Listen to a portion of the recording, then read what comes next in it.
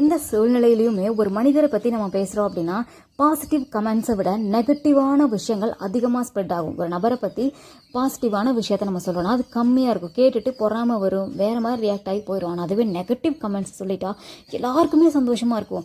இவன் அழிஞ்சிட்டான், இவன் அது உண்மையா பொய்யா அப்படின்றத கூட யோசிக்காமல் எல்லாரும் பரப்பி விட்டுருவாங்க.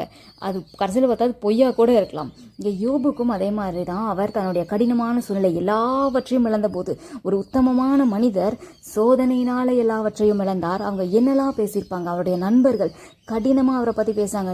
நீ வந்து இன்னசென்ட் மாதிரி பேசாத, நீங்கள் இன்னசென்ட்லாம் இல்லை அப்படின்ற மாதிரிலாம் பேசியிருக்காங்க. எவ்வளோ கடினமான வார்த்தைகள் அவர் மேலே போட்டாங்க. கூட இருந்த நண்பர்கள், ஃபேமிலி இல்லை, இருந்த மனைவியும் ஒரே ஒரு மனைவி தான். அந்த அம்மா சொல்கிறாங்க, தேவனை தூஷித்து ஜீவனை விட்டுருங்கன்னு சொல்கிறாங்க.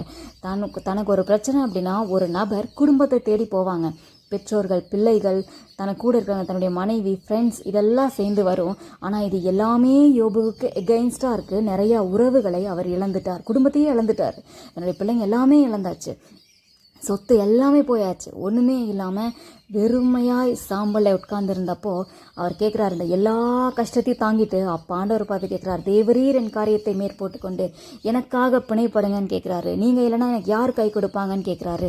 அந்த சூழ்நிலையில் எல்லாராலும் கைவிடப்பட்ட சூழ்நிலை, காசு பணம் ஒன்றுமே இல்லை, ஹெல்த் போச்சு, எல்லாம் போச்சு, எல்லாரும் திட்டுறாங்க. ஒரு தவறும் செய்யாத உத்தமமான மனிதர் சோதனை அனுபவிக்கிறார், செய்யாத தவறுக்கு சோதனை அனுபவிக்கிறார்.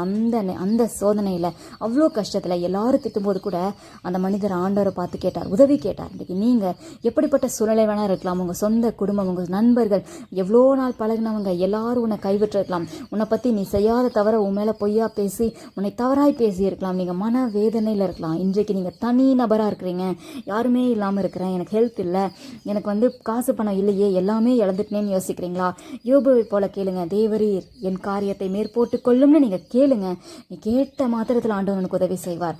உனக்கு திராணிக்கு மேலே நீ சோதிக்கப்பட விட மாட்டார். யோபுவுக்காக கர்த்தர் இறங்கி வந்தார், அவரை சூழ்நிலை சரி செய்தார், அவரை ஆசீர்வதித்தார். இன்னைக்கு உனக்காகவும் கர்த்தர் வருவார். நீ கூப்பிடு, உன் காரியத்தை அவர் மேற்போட்டுக் கொள்வார், எல்லாம் சரியாகும். முன் நிலைமையை காட்டிலும் பின் நிலைமையில யோபு நல்லா இருந்தார்ல, நீங்களும் நன்றாயிருப்பீங்க. கர்த்தரிடத்துல ஒப்பு கொடுங்க, அவர் உனக்காக பிணைப்படுவார், உனக்காக வழக்காடுவார், உனக்கு நீதி செய்வார், உன்னை வாழ வைப்பார், ஆசீர்வாதமாக வாழ வைப்பார்.